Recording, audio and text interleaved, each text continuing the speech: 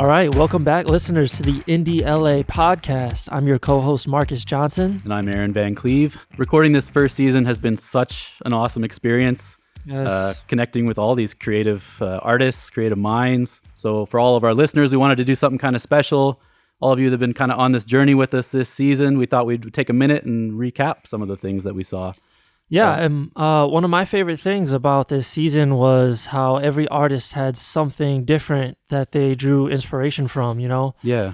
I know that Zaina, she brought up just seeing everything in life was just like an inspiration for her art, for her being a chef, being a DJ, a saxophonist. Our guy Stratos, he actually derived a lot of his inspiration from anime culture, which I thought was really special. Yeah, that's very unique. Yeah, and Ariel too, he brought up, you know, his family and his significant other. You know, everybody had something different that they brought to the table, but kind of just inspired them as an artist and as an individual. Really kind of makes everyone's story so individual too. Yeah. When, you know, anything around you could inspire you, and how they grew up and what they've been surrounded by all their life and what they draw from. It's cool to see that. Yeah, so Aaron, what was something that you thought was really special about this season? I really liked hearing, you know, kind of the importance of finding your people. Yeah. You know, a lot of people coming out here. We had a lot of Michiganders. Yeah, you right. know, out in LA. And just coming here and kind of finding that group of like-minded people to surround yourself with. Mm-hmm. You know, and just some of the opportunities that have come from that. Like take Sarah, for example. Mm-hmm. You know, she kind of put herself out there and fell into that writing gig. And it was that gig that kind of surrounded her around the right group of people Mm-hmm. that have kind of provided her with all these new opportunities. And, you know, now she has a whole production team around her. Yeah, that's really special. And I thought that the importance of just trying new things, that was something that Randy emphasized quite a bit, you know. Blake mentioned that too, like finding like your way of learning, because everybody learns things different, right? So that was really special to hear them bring up their experiences and how just like getting your hands on different things, it allows space for you to know who you want to be as an artist, and it kind of shapes your direction. Yeah, sometimes you don't know until you try something. So it's Exactly. good to get your feet wet with a lot of different things. Yeah. I mean, even when I think about film school, and you're talking to the advisors and stuff, so many people go in there just, you know, I'm going to be a director. Mm-hmm. I'm going to be a director. But then they get there and they realize there's actually all these other jobs and other niches. Yeah. And how important they are. And, you know, sometimes you go in there, you try something, you're like, oh, wow, I'm actually like really good at this. Mm-hmm. You know, this inspires me. So you never know what's going to click. Yeah, exactly. And something that Mike brought up too was that he gave something a try during the pandemic, right? Photography. Yeah. And now he's kind of taken that photography that he's been learning and using it to help promote his business and kind of tying those two things together. Yeah. I was also really impressed talking to a lot of these guys with just how positive their outlooks were throughout the pandemic. Yeah. You know, it could have been so easy just to, you know, especially as an artist, you know, when things kind of shut down, to kind of retreat and dig yourself into a negative hole. Yeah. But so many of them use that time to learn new skills and try new things that have really helped them grow and that they're using now moving forward. Yeah, just push themselves. Yeah. Exactly. And another thing for me this season was everyone's origin stories, like incredible, like how they got started.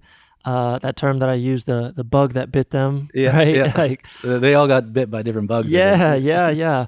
I thought that Dom's was really special. You know, he mentioned going pro in his like teenage years. Yeah, it's super humble guy. He really downplayed that one. Yeah, right. Yeah, when he mentioned like bringing that box of stuff to like high school, like with his name on it at like 16, I was like, dude, that's so cool.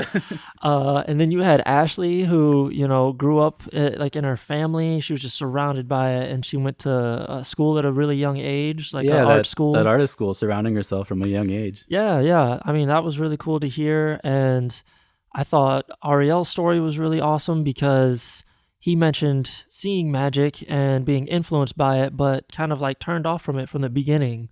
Yeah, when he was younger, he had that moment where it kind of got really put off. Yeah. He started off like kind of interested and then not really, and then like it came back into his life. Like that was really cool too. That sometimes your creative process, it just kind of flows in waves. Like it'll like come and go a little bit. Sure. Especially with the I mean, I can relate to that even with skating. Yeah.